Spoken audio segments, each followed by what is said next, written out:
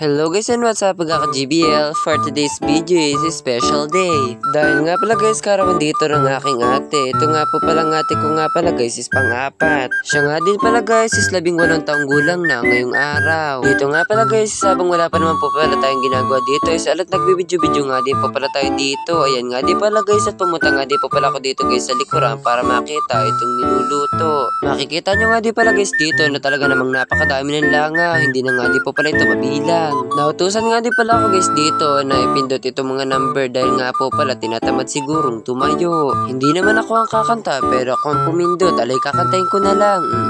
Pagkatapos ko nga din pala guys pindutin itong mga numero, sumalis na nga din po pala ako dito dahil nga po pala may gagawin pa ako. Magbibideo nga din po pala ako guys dito habang nga po pala tayo ay nakatayo lang. Ito nga din pala guys sa mga bisita ng aking ate. Tumulong na nga din po pala guys dito si Maymay na para magbalot ng paper plate.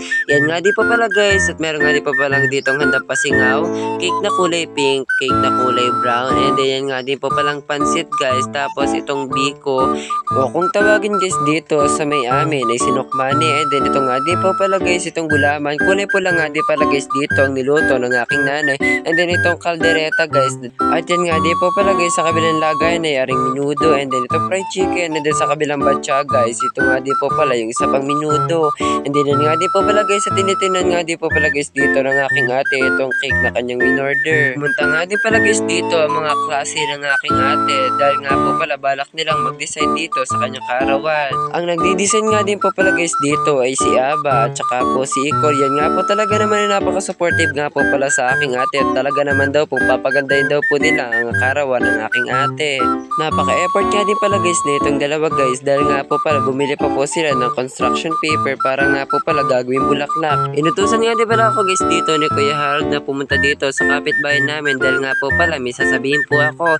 Then nga din po pala guys at binigay na nga din po pala guys dito ng unti itong sili na napakadami kahit nga po pala may paso-paso na. Ito nga din po pala talaga ay mapapakinabangan pa. Pumunta nga din pala ako guys dito sa may likuran para ibigay sa ate ko itong Lara na binigay sa akin ng aming kapitbahay, and then nga din po pala guys itong nanay ko is nagliligpit na agad. Umalis na nga din pala ako guys sa may likuran pagkatapos ko dalhin yung kalahating sakong Lara, and then nga din po pala guys sa pamakin ko na pangalan na Erich, and then nagsidati nga na nga din pala guys dito ang klase ng aking ate. Buti na nga lang din po pala guys sa dumating dito ang klase ng aking ate, and then nga din po pala guys sinaaba na inaayusan ng aking ate para mas lalong gumanda. Uy!